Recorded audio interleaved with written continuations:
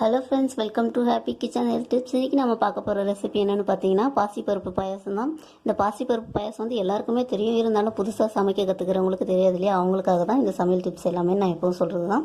இப்போ இந்த பாசிப்பருப்பு பாயாசம் வந்து எப்படி செய்யுதுன்னு பார்க்கலாம். பாசிப்பருப்பு பாயாசம் செய்கிறதுக்கு நான் வந்து ஒரு 150 கிராம் பச்சை பருப்பு வந்து எடுத்து ஊற வச்சுருக்கேன்.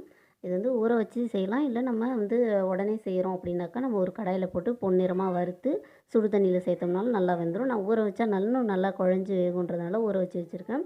அதுக்காக வந்து நான் 1/2 கிலோ வெல்லம் எடுத்திருக்கேன். நாங்கள் வந்து ஸ்வீட் வந்து அதிகமாக சாப்பிடுவோம். நீங்கள் ஸ்வீட் கம்மியாக சாப்பிடுவீங்க அப்படின்னா இதுலேருந்து ஒரு 100 கிராம்லேருந்து குறைச்சிக்கலாம்.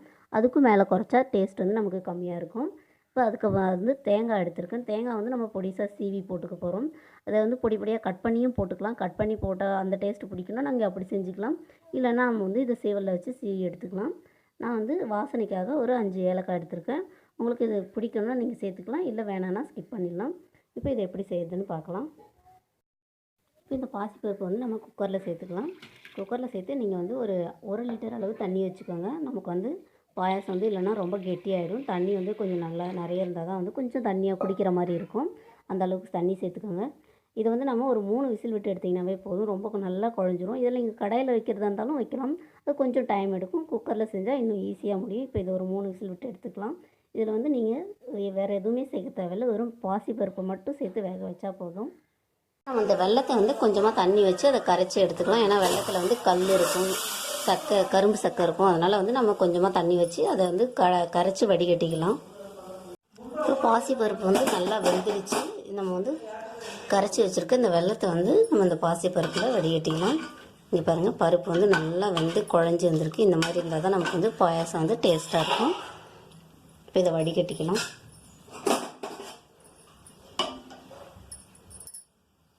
வந்து வடிகட்டிட்டு வெள்ளத்தை இதில் இது கூடவே வந்து நம்ம துருவி வச்சுருக்க இந்த தேங்காய் துருவலையும் சேர்த்துக்கலாம். கொஞ்சம் நேரம் ஒரு 10 நிமிஷம் இதில் வேகணும். மாதிரி 10 நிமிஷம் இல்லை, ஒரு 2-3 நிமிஷம் கொதிச்சா போதும். ஏன்னா நமக்கு வந்து பருப்பு வெந்துடுச்சு. தேங்காய் வந்து சும்மா லைட்டாக ஒரு 2-3 நிமிஷம் வெந்ததாவே போதும். நம்ம வந்து டேஸ்ட்டுக்கு ஒரு லைட்டாக ஒரு சிட்டிகை சால்ட்டு சேர்த்துக்கலாம். நம்ம ஸ்வீட் ஐட்டம் செய்யும்போது இந்த மாதிரி லைட்டாக உப்பு சேர்த்தோம்னா அது இன்னும் கொஞ்சம் நமக்கு இனிப்பாக இருக்கும். அதனால தான். இப்போ இது கொதிக்கிறதுக்குள்ளே நம்ம முந்திரி திராட்சையை வந்து வறுத்து எடுத்துக்கலாம். ஒரு 2 டேபிள் ஸ்பூன் அளவு நெய் சேர்த்துக்காங்க. நெய்யில் வறுத்தா நமக்கு வந்து டேஸ்ட்டாக வாசனையாக இருக்கும்.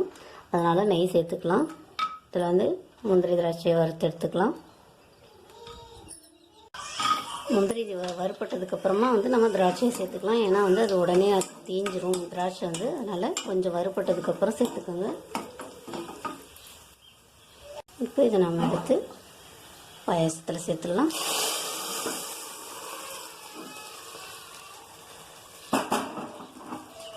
இப்போ நம்ம பொடிச்சு வச்சுருக்க ஏலக்காயும் சேர்த்துக்கலாம். ஏலக்காய் வந்து கடைசியாக சேர்த்திங்கன்னா நமக்கு வந்து வாசனையாக இருக்கும். இவ்வளோ தாங்க நம்ம பாசிப்பருப்பு பாயாசம். டேஸ்ட்டாக சூப்பராக சுட சுட ரெடி ஆகிடுச்சு. இது நீங்களும் வீட்டில் ட்ரை பண்ணி பாருங்கள். எப்படி இருந்துச்சுன்னு எனக்கு கமெண்ட்ஸில் சொல்லுங்கள். இந்த வீடியோ உங்களுக்கு பிடிச்சிருந்தா நம்ம சேனலை சப்ஸ்கிரைப் பண்ணுங்கள். வீடியோவை பார்த்ததுக்கு நன்றி.